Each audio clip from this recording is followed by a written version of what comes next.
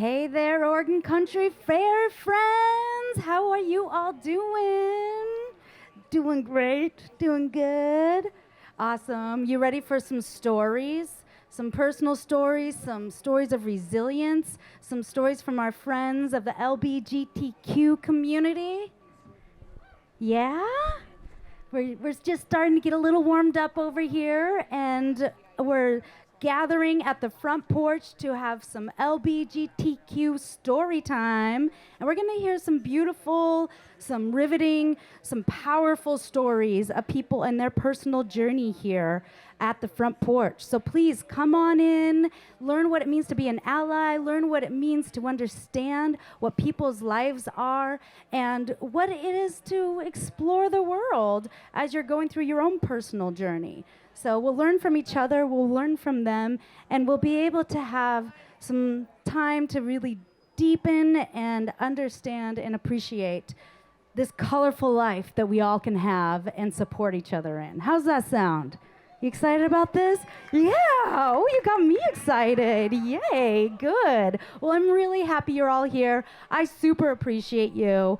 And I super appreciate these folks over here who are doing the interpretation. So this is, again, to help support and access all people so they can be able to participate in the ways that they can participate best, learn and see and be. So let's celebrate each other as we get down and deep into personal stories.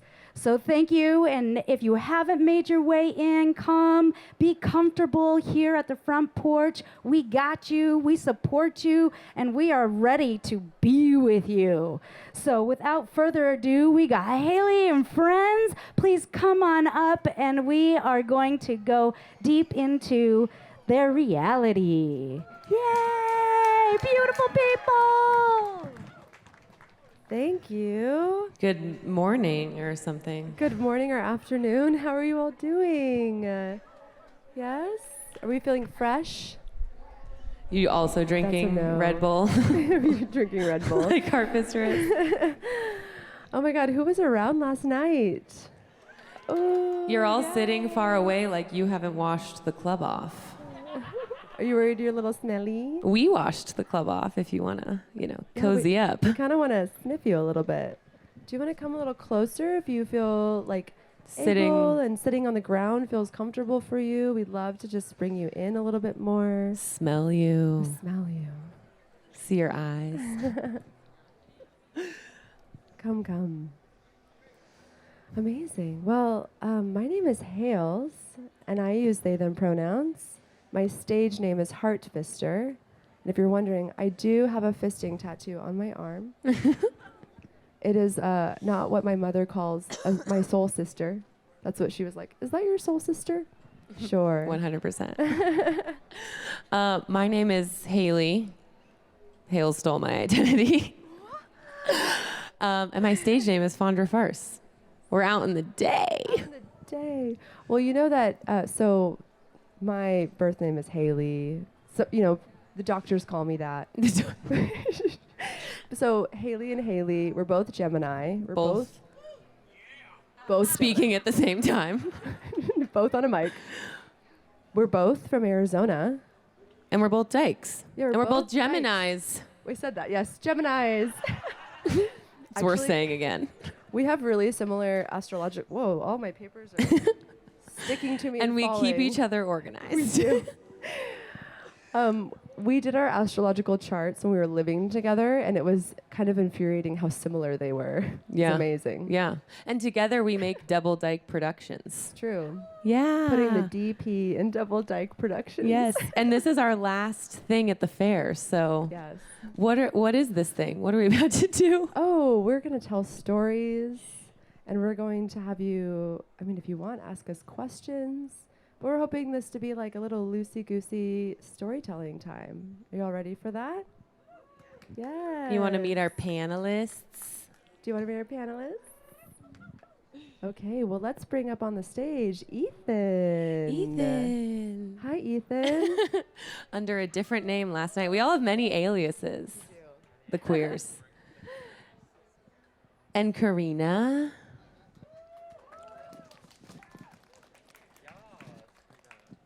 And then DJ. DJ. Yay! Got a ragtag crew this Sunday afternoon. You know, things have shifted. It's Sunday, so as expected. Yeah. Yes.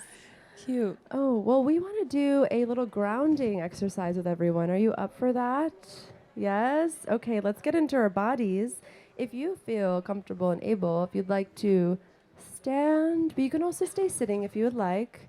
And what I'd like to offer to you all, we can do like popcorn style, but I'd love to hear something that you're grateful for today, and then offering a stretch, and we'll do it with you. So, for example, I am grateful for caffeine, and I'm going to touch my toes if you want to join me in that one. Ooh, I don't know about the hamstring this morning.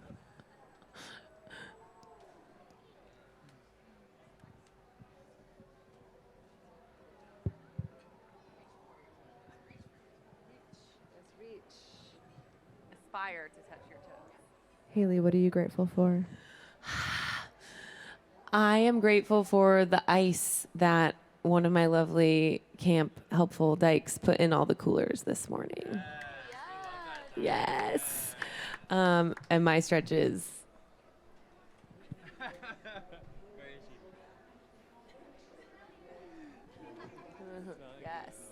Do sort any of the panelists wet wanna wiped. Share a grateful.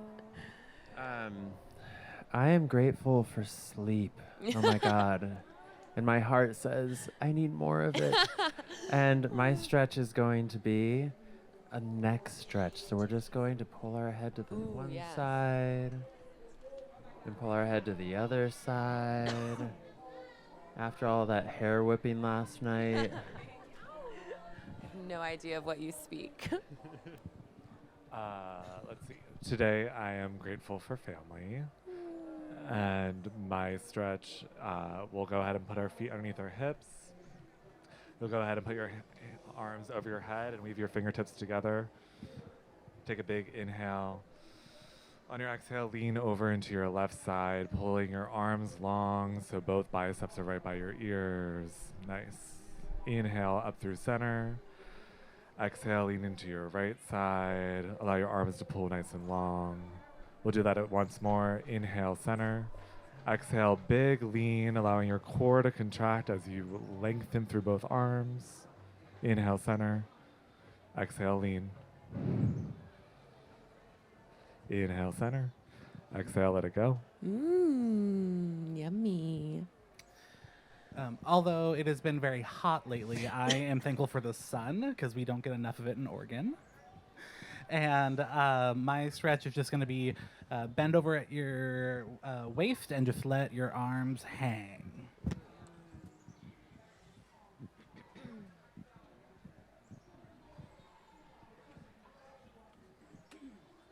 And then go ahead and roll back up. Thank you, panelists. Are we feeling in our bodies now? Yes? A little awake? A little more Awesome. awake. Well, we're going to get started. Thank you all. We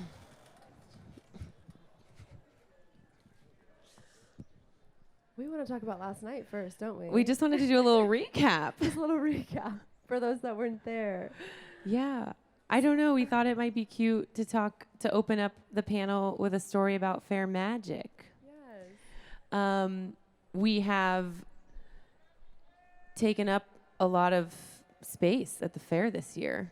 This kind of ragtag crew of queers, some of the cast in the audience. We have proclaimed the queer and trans takeover of the fair. It's not only on our shoulders, but we certainly put a lot of gyrating and glitter on it. And last night at our show, we were gifted this beautiful representation of what the queer and trans takeover of the fair looks like. So we wanted to share that. I'm still collecting the pieces of the story of how this map made it our way, but we were handed this on stage and told to open it. And I think I'm thinking it was a collaborative effort of a lot of people at fair who are clearly in solidarity with us queering and transing up the fair. We haven't even looked at it in the daylight. We really haven't. This was a moment on stage. Hi. Hi. A wonderful human who gifted us Who this. gifted us this map on stage? We've cried a lot of tears about this map all We have night. cried a lot, yes.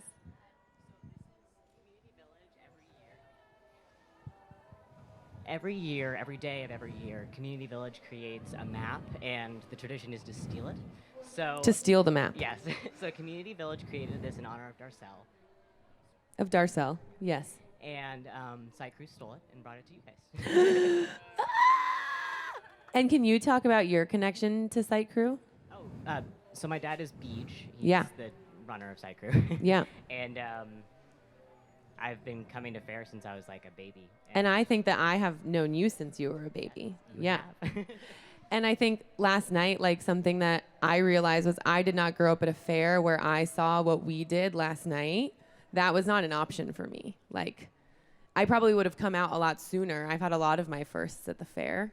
I probably would have come into my identity a lot sooner had I seen that modeled for me in this community. And it feels like really touching to have you hand this over and to know that like you are part of that community and to know that like you got to see that at the fair. Even though it was like pretty fucking raunchy. It was amazing. Yeah. Thank you for bringing us this treasured gift. Okay, and with that fair magic, we'll hand it off to some more stories. Are you ready for some more stories? Yes. After last night, the like sheer volume of screaming, I think that's like now my default. I'm like, where's the riot from the audience to hear these stories? Well, we're going to start off with just doing some brief introductions about ourselves, and then we're going to tell some stories about being queer or trans or any sort of intersected identity experiences related to being in the community. And then we're going to open it up for you all to ask questions and to also just like have open dialogue. So it's Lucy, it's Goosey, it's Sunday. It'll be great. We're not doing a drag. You know what? Most importantly is I did not have to get into drag face on Sunday. Love that. So I'll kick it off. My name is Hales. I use they, them pronouns, and my stage name is Heartfister. I originally grew up in Arizona, and I lived in Colorado for 7 years. And I've been here for about, oh my God, how long has it been? 5? 5. DJ knows. Yes. What brought me here was working at the University of Oregon, directing their LGBT center. And then now I don't do that job anymore. We can talk about that later. But now I work in an outdoor school. So I get to run around with kids, and I get to create really beautiful open spaces for them to explore the outdoors, experience nature. And like sometimes, oftentimes actually, we have lots of students who come in who are using their pronouns for the first time, using a new name. So it's just really cool to cultivate that kind of space for youth. It's just my favorite. Some salient identities that I have that I'd like you all to know about is that I'm non-binary or trans.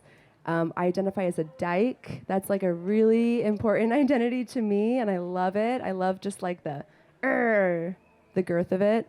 The girth of it. I love it's like kind of like a gritty word, and it means like it really encompasses like the way that I feel about my gender and my sexuality. Like it's just perfect. And I love how it connects so many different communities. Like dyke communities have been around for a long time, and actually Oregon and specifically Eugene has a huge history of dyke communities. Like Eugene was called the lesbian capital of the Pacific Northwest in the 70s and 80s. Wouldn't you believe? And so I just love being part of that like legacy and history. And then a fun fact about me is that I love to dance so much. So if you ever want to talk about dancing, I am your person. Hi, everybody. My name is Ethan Guillen. I am a hooker, an escort, and my hooker name is Anthony Montano. So that was I was dancing and grooving under yesterday. And my pronouns are he, him. I came to Eugene in this area via my partner who got a job up here. And salient parts of my identity. I am a long-time HIV/AIDS activist, been a part of ACT UP and a lot of other global movements for solidarity and fighting HIV. Also fighting for the liberation of Palestine is another really important movement for me. Yeah, and I honestly just identify as like a messy fag, and that's core to my heart. What's a fun fact about you? Oh, a fun fact. Well, fun fact is I also love dancing and was able to bring this person into my dance life, and we just have had the most magic, and we just look at each other all the time. We make faces, we make weird noises, and I think we have like a little bit of a romance, a fag-dyke romance. I think we call that Gusband and Swife. Or Dwife. Dyke wife. Hi, my name is Karina Borealis. My pronouns are he, she, they, because for me, gender is like a garage sale. Just pick up what I'm putting down. Yeah, you're allowed to use that. It's Sunday, so I did not feel like putting clothes on. So you're welcome for that. About me, I grew up in central Pennsylvania. If you've heard of it, it's a place called Hershey. It's the sweetest place on earth. That's why I had to leave, because I am not that sweet. I'm just really cunty. I've lived all over the East Coast and the West Coast, and I'm currently based in Los Angeles. I predominantly work in the fitness industry, trying to create better access and safe spaces for queer people to experience their bodies. I'm also a sex worker. My name is Levi Arado when I'm doing that kind of work. Levi Arado, yes. And that is a whole other story. So, can of worms, the things you have to do as a queer person in order to survive in this world is fascinating. My identity revolves around being gender fucked, or a gender rebel. I don't believe in any one way of having to be in life, and I feel like gender just gets to be a fun way to explore delving into new communities. I'm currently living in LA, so I get to delve into the cis gay boy community more than I've ever done in my entire life, and that is weird. Cis gay men in LA are weird. It's very not like the Pacific Northwest at all. It's hilarious. And then some salient identities for me is I'm definitely a faggot, through and through.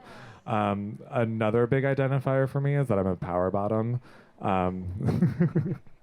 which is a big reclamation of not always having to be submissive when you are told that bottoming is the submissive role. I take a lot of power in being able to provide my body as a pleasure source. So that is a huge identity for me. Alrighty, and my name is DJ. I use he, him, his pronouns. I am from a really small town in Southern Oregon called Cave Junction. I'm so sorry. No. I have a really complicated history with Cave Junction and Selma, more specifically. I grew up, and it wasn't always the best. So I absconded quickly and came up to Corvallis and now Eugene to find a place that I felt safer, but also happier, which is great. I currently actually just started my own business where I do equity consulting work. So I'm trying to make Lane County a more equitable space for anyone with historically excluded or marginalized identities. Lots of work to be done, as we know. And I guess a fun fact about me, I'm a gamer, Gaymer. So I'm a big ol' fucking nerd. It's something that I tried to hide for a while and never was good at it. And so I've just decided to embrace it. And amusingly, while I take on the identity of gamer, I'm not gay. I am pansexual, which we'll get into later. Thank you, DJ. Amazing. Well, we're going to get into telling you all some stories about ourselves. I'm wondering, does anyone want to go first? And if not, then I will go. Oh, you seem excited. You put your hand up first. Oh, you can. Oh. Are you ready, Ethan? Okay, I'm ready. I'm ready. Hi, everybody. So I've been really fascinated of late with this monologue from the play The Tempest by William Shakespeare. And at the end, this play is really significant. It was the last play that Shakespeare ever wrote by himself. And Prospero is this incredible magician who has all these fantastical powers. And at the end of the play, realizes that he has to give them up. And I had the honor of a friend was dying recently and has since passed, but who just had so much power within himself. And I had the honor of performing this monologue for him as he was passing, because it felt very much like this moment of how one transfers from one zone into another, as we do throughout our lives so many different times. And so I'm just going to read it for you really quickly and then talk more about it. Ye elves of hills, brooks, standing lakes and groves, and ye that on the sands with printless foot do chase the ebbing Neptune and do fly him when he comes back. You demi-puppets, that by moonshine do the green sour ringlets make, whereof the ewe not bites, and you whose pastime is to make midnight mushrooms that rejoice to hear the solemn curfew, by whose aid, weak masters though ye be, I have bedimmed the noontide sun, called forth the mutinous winds, and twixt the green sea and the azur'd vault set roaring war. To the dread rattling thunder have I given fire, and rifted Jove's stout oak with his own bolt. The strong based promontory have I made shake, and by the spurs plucked up the pine and cedar. Graves, at my command, have waked their sleepers, oped, and let 'em forth by my so potent art. But this rough magic I here abjure, and when I have required some heavenly music, which e'en I do now to work mine end upon their senses that this airy charm is for, I'll break my staff, bury it certain fathoms in the earth, and deeper than did ever plummet sound, I'll drown my book. And the thing that I find so powerful is he's fully giving it up. He's breaking his staff, he's drowning, he's throwing away the book of spells. And the thing that started to make me think about was like, how did he come to have that power and know that he had that power? Because I'm not ready to give anything up right now, but it made me think, where does that change happen? And that's when I realized just how grateful I am to be a queer person, because that moment for me was when the light turned on and I was like, oh my God, I'm a faggot. And almost the entire world is wrong about my existence. You know, this is 20 years ago now. You know, I was abandoned by my mother, hordes of friends left my life. And I know that this is not a unique story. I know that a lot of you fully understand this. But it was this crack in the facade of what society, what these social strictures tell us that we should be, how we should be. And I was like, oh my God, everybody is obsessed with where I put my dick. Like, it's any hole is a goal, honey. And so once I realized that, everything started to come apart, almost like, you know, I don't remember if it was the red pill or the blue pill, that it makes everybody see the Matrix. But it's like we've constructed this thing that constricts us and confines us. But when we as queer people start to have that break, all of a sudden the entire world is open to you. And that brought me into this incredible world of queer rage, fighting incredible injustice, because when you get a group of angry queers around, you can do fucking anything. And we're going to be slutty and fuck and have fun while we do it, because that is what being a queer is. And so I'll start this off like a Sophia Petrillo story. Picture it, 2009, Bangkok, Thailand. We're in a sex worker bar. And I'm there with, I've had the honor of spending my career working as an HIV activist. And I'm in Bangkok in the sex worker bar with a bunch of queers who are in town because we're there as a part of a group fighting for greater access for HIV meds. Because people are pointlessly dying because we want people to have yachts rather than save human life. And this time when we all come together is so euphoric because we fight so hard, even amongst ourselves, trying to figure out what are the tactics, like how do we fight the pharma companies? How do we fight the entrenched power structures in government that put the value of money over the value of human life? And that work is intense. And we're surrounded by a lot of difficulty and just frankly death. And often at these get-togethers, there's pieces of the AIDS quote, which was, for anyone who doesn't know, is this incredible quilt where individuals are memorialized who died of AIDS. And I stand there every time looking at this quilt, just full of love for the amazing love that's shown in these quilt patterns, and full of fucking rage about the unjust power structures that we have to live in. And so, the opposing part of that, thank you so much, is that we get together and we get really fucking slutty. And so we were in the sex worker bar, and everything had already gone a little bit awry because there was a stripper pole. I had taken some classes and I was like, oh yes honey, I'm like having some drinks and I'm gonna go on the stripper pole. And it like was not attached to the top and I didn't realize this, and it just came and smacked me in the head and left this incredible bruise across my forehead.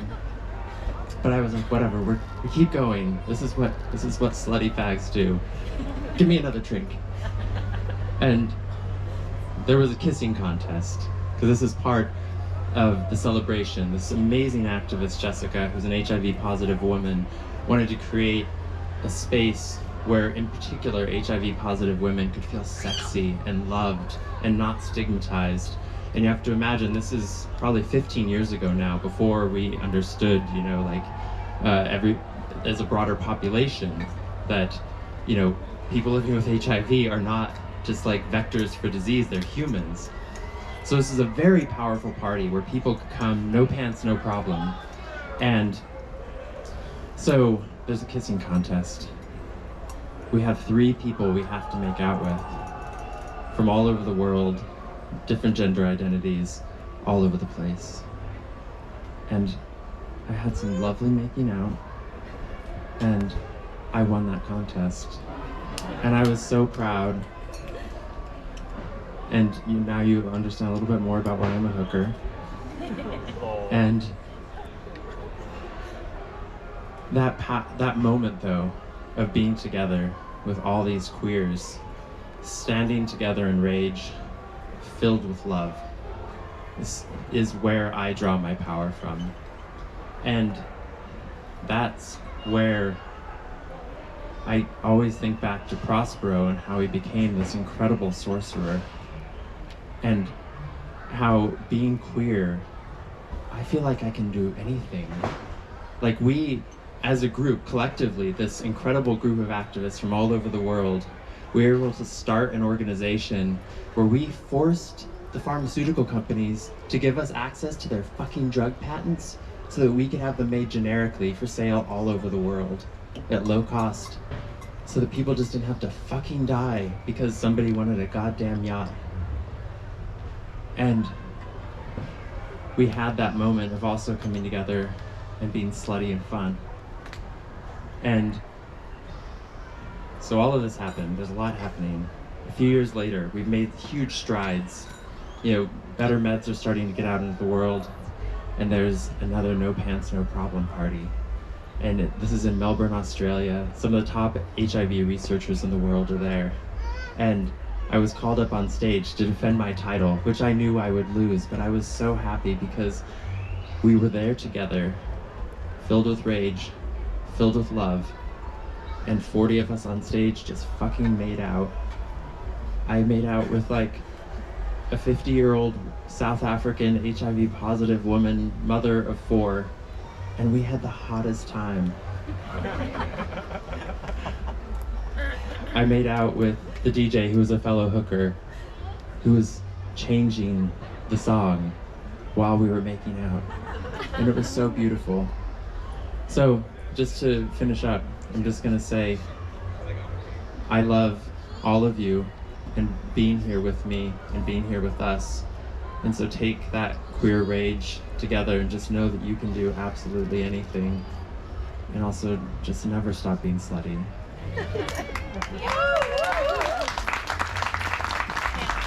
Thank you, Ethan.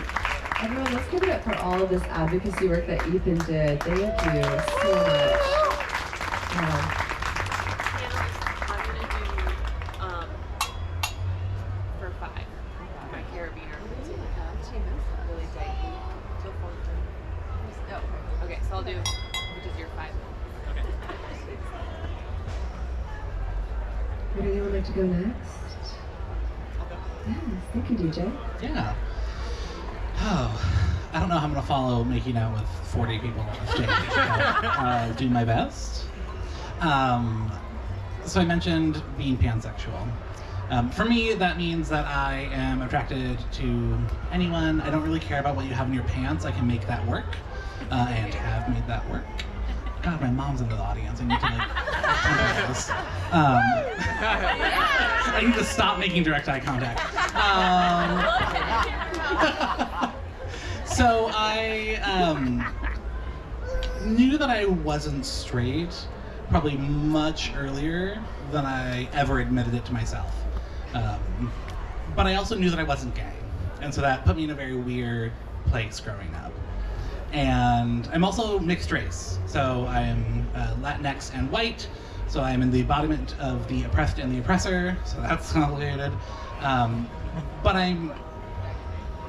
I realize that I'm comfortable in that question, in that gray area, which if you know me, you're probably laughing right now because I am the like most type A, stressed out, like the time is worrying me and I'm on the stage, so somehow, but with myself, I'm okay with that. And I always wonder if it's important. I've been in a committed same-sex relationship. I'm married to my husband. We've been together for 13 years, which is wild to me. And so I still struggle with this idea of like, well, am I actually pansexual? Like I've committed, this person is a cis man, I'm gay, right? And Sam, my husband's always like, are you? I'm like, I was looking for an answer, not a question. I always want all the answers. But, and then I do things like this, where I get up here and I'm like, is this the time? Am I going to finally just say, like, I'm fucking gay, it's fine? And I'm always like, no, I can't. The reality is what it is, and while it is complicated and I have to have this conversation and come out every time that I introduce myself that I'm like, yes, I'm LGBT, but not the gay one, not the one you think, but that's okay, and there's nothing wrong with that. Being loud and taking up space is so important within, I think we all know as queer people, but also in one of these middle identities, so bi, pan, queer. There's so much entrenched, even like biphobia and homophobia within the community, that for me it's important to be really loud and obnoxious about it and correct you, as my mother can attest. And it's not because I am a dick about it, but it's because it's important. Understanding what this is and using the right terminology is important. And it can be complicated, and I don't want to minimize that. But I have a lot of privilege that it's only one of my identities, that I need that fight constantly. And it's exhausting in some spaces. Being cis, I'm very privileged that I was born male, identify as male, all works. I don't know, language is this story, and the importance of intentionality with language. I say a lot that I don't care what you say, just make sure you're saying it right. As long as you are living and I am living like our correct truth, that's what I want. I don't have to understand it. In fact, I don't all of the time. And that is okay. I don't necessarily need everyone to know when I say pansexual, this is what it means for DJ. No, just acknowledge that it might be different than yours. And that's okay. But I'm going to be loud, I'm going to be obnoxious, and I'm going to be here. So hopefully we can get used to it. Thank you, DJ. Hi, everyone. So, JD, as a parent in the audience, I do not, for like a multitude of reasons. I started the panel saying that the thing that I'm grateful for is family. And this year in particular at Oregon Country Fair has been a very illuminating fair for me in the fact that it is so much a family reunion because I left the Pacific Northwest over 2 years ago. So it is the one time that like all of my favorite people are in one place and I get to see everybody. The week before I came up to fair, I recently started seeing a partner in LA, and his best friend died of cardiac arrest. He was 30 years old, and one day he was here, and the next day he's not.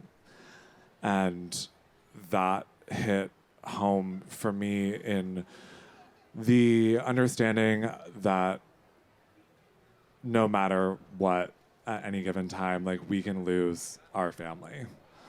And it's sometimes I have a troubling time thinking about that because then I think about my biological family and I think about like, would I be so upset to lose a biological family member as I would a chosen family member? And sometimes that answer is no, like just no, it's not. When you grow up in a body that you are taught to distrust, knowing that when you reveal who you really are to your parents, the major possibility is for them to not want to be around you or to disown you or to tell you that you're wrong or to call you a liar, is likely going to be your story, does something to your brain. It changes the way you're able to build relationships with people. It changes your availability to trust people. And unfortunately, that's my story. I didn't come out to my parents until I was 25 years old, which is fucking hilarious because I am so gay. But I grew up in a really Catholic family. I went to Catholic school my entire life in central Pennsylvania. And my sexuality was really skewed. I thought that the reason why I wasn't attracted to girls is because God was trying to tell me I was supposed to be a priest. Ha ha ha. And if you were at the show last night, you would be really fascinated by that situation. Also, a lot of people call me Sexy Jesus, which I think is hilarious based off of where I come from, so that's great. Where was I going with that story? Sorry, it's Sunday. Chosen family, thank you so much. And so I didn't come out to my family until I was 25 for this myriad of reasons. I didn't date. My first interaction with a male was when I was 19 years old, and he was 42, and that is its own separate nightmare story. So we'll just keep that one in the back pocket for later. But when I came out to my parents, I knew it was going to be bad, and it was worse than what I could have ever experienced.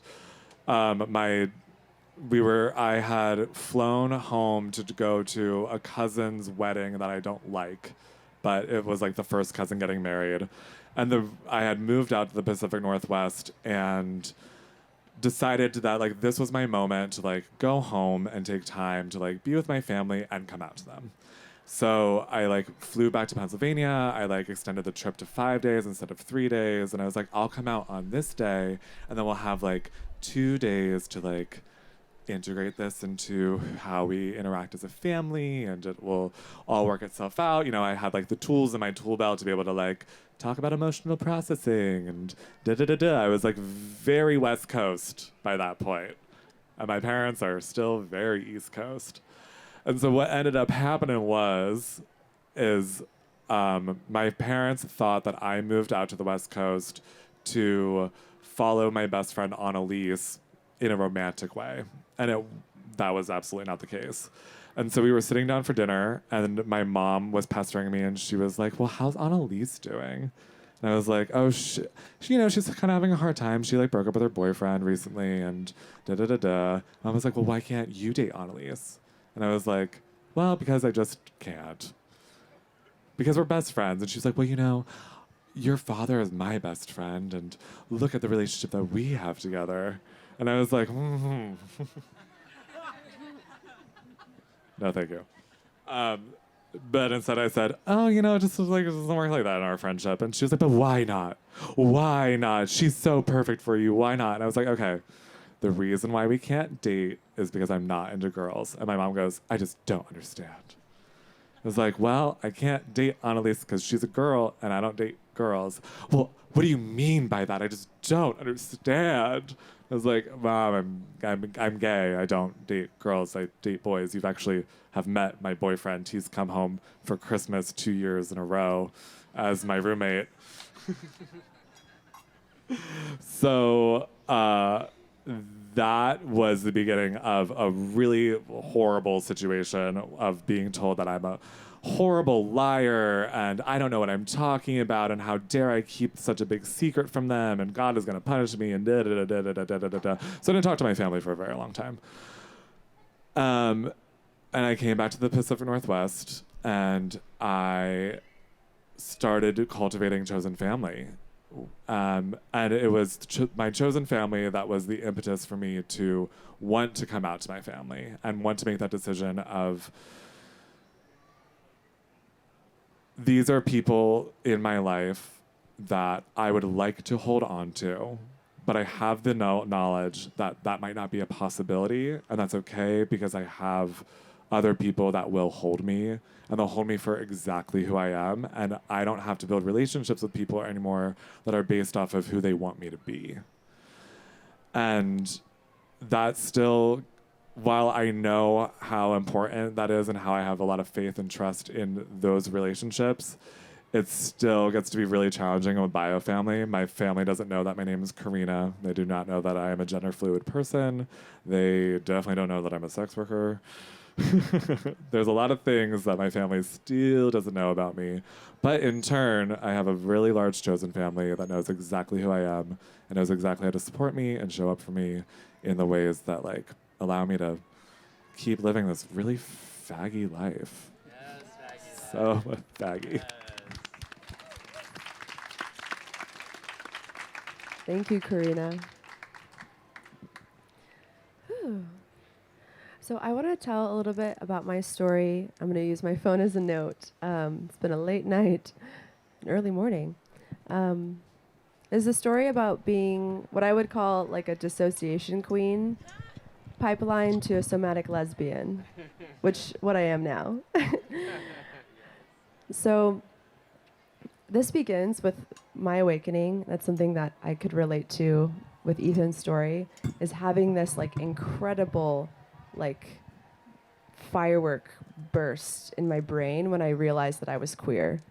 And it hit me like I felt like I was just like pulled underwater all of a sudden. My whole life turned upside down. And it took me a long time to figure out what was happening. And what I realize now is that I was so incredibly dissociated from my own feelings and my own desires. I was trying to push away what queer was and what I had learned that queer people were based on the representations around me, that I I couldn't at all internalize that. I couldn't take it on as myself. It was okay if other people were queer, but I absolutely had no space in myself for that. And so I met this like incredible human being that I dated for a while who was my coming out person. And we met in college. I would like be around them and I would try to impress them, and I felt super jealous when they were around other people. And it was like the first time that I experienced like such significant emotions related to another person, when previously I had been so disconnected. Like I dated boys in high school and they would try to get me jealous, and I'm like, sure, whatever. We would joke about how I'd like sleep over at my boyfriend's house, but I'd like never want to hook up with them. It's like with my parents, and they're like wondering why I'm gay now. And so like acknowledging these feelings for this person just like completely overwhelmed me. And that was when I realized like, oh my God, I am gay. But before that, I had this really amazing dissociative experience where first I had dreams, and I had a mentor growing up who I worked at a zoo with, and she was like, I worked at the Phoenix Zoo, and we like rode around and took care of animals, and she was like this incredible, badass, like rough around the edges lesbian. And she's someone that's still like I stay connected to in my life, but I had like had some distance from. And in college, when I was experiencing some of these feelings and didn't know why, I had dreams, and she literally took my face in between her hands, and she was like, you are gay. And I wake up and be like, what the fuck was that? And then I had dreams. I had like gay sex dreams, and I wake up and be like, anyways, I'm gonna go out and go on a date with this dude. So strange. And then I would sit in front of a mirror. This is the strangest one of them all. And I don't know why I was doing this, but I would sit in front of a mirror and stare at myself and just say, I'm gay. I'm gay. I'm gay. Like for hours. This is like me in my college room, just for hours. It was so weird. And then when I finally acknowledged it to myself with another person, I just like flooded with full emotion. And also all of these negative stereotypes that I internalized about gay people was like, oh my God, I can't be gay. I'm like not a slutty, like crazed, like lewd person who does drugs. It turns out you contain multitudes. But I was like devastated realizing that I was gay. I was like, I can't be this. Has anyone seen But I'm a Cheerleader? Yes. If you haven't, cult classic, amazing film. It was that moment. I was a cheerleader in high school, and then coming to this realization was like, what the hell? This is not me. And so it took me a long time to like grieve like this image that I had of myself in this straight society, this image that my parents had of me, and then to come to terms with it and to actually like find my joy and my power and my love for being queer. On from that moment is that I come from a history of family estrangement. So my coming out did not go well with my family. I have been estranged from them for like almost a decade. And that was incredibly hard and so lonely. And I just remember being like, for years of my life, like having these moments where I could experience joy and connection. But then when I was by myself, I just felt so empty, like the well just like fell through the entire world, and there was nothing that I could do to fill it. And I tried to find so many ways to fill that up, to find that connection, to feel tethered to this earth. And that's really what I felt. I felt like untethered. Like if I disappeared today, that no one would fucking know. I was like, where do I go for the holidays? Who checks up on me? And this whole experience, like, I just like want people to know is that when people are disowned or estranged from their family, is that it has material consequences. Like, I didn't have any sort of like parental guidance, financial support, people being like, hey, do you have housing? Hey, do you want to come for the holidays? Let's break bread together. And that really impacted like all of my 20s. It was like incredibly hard. And the way that I found myself out of that, thank you, is really finding chosen family and building like what that means to me. And I do that a lot with polyamory, with relationship anarchy, with cultivating really beautiful, strong relationships with people of like who are my dear friends and my lovers and who are my family. And what that looks like is that I have like friends that I spend holidays with. I have like, I make my own like significant holidays that I spend with the people that I love. My former partner, who's a dear friend of mine, their parents are my pseudo parents, and they actually came to the drag show on Friday, and I just like cried buckets. They were just in the audience taking pictures, videotaping me, and it was just like, I've never had this kind of support, and this is like such a new experience that I'm having even now. I just want to say that like chosen family has like really like been like the love and answer for me in my experience, and that if you are struggling with like being estranged from your family and being disowned, having like a traumatic connection there, is that, oh my God, emotional support animal, my cat Remy was like the godsend, rest his heart.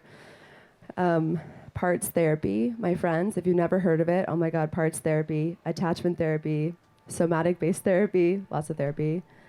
If you are queer and you have not read Children of Emotionally Immature Parents, please go read that. Buy that book. It's so good. Polyvagal therapy. I do a lot of reparenting, a lot of like, what do I need? Identifying my needs and being able to try to find ways to meet them, and asking the people around me to be able to meet those needs. Creating my own significance and my own permanence has been like a really huge part of this journey. So I'm proud to say I'm a somatic lesbian. I'm obsessed with like dancing, prioritizing my desires, connecting with the folks around me. So yeah, that's it. Thank you.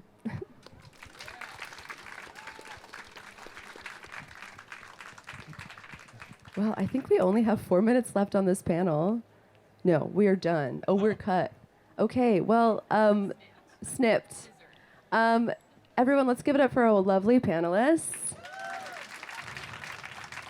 And thank you all for being here, being present. Thank you for supporting this like wonderful well of programming that we brought. Oh my God, thank you. Haley, Fondra Farce, Carol for making this all possible. And we'll see you out in fair.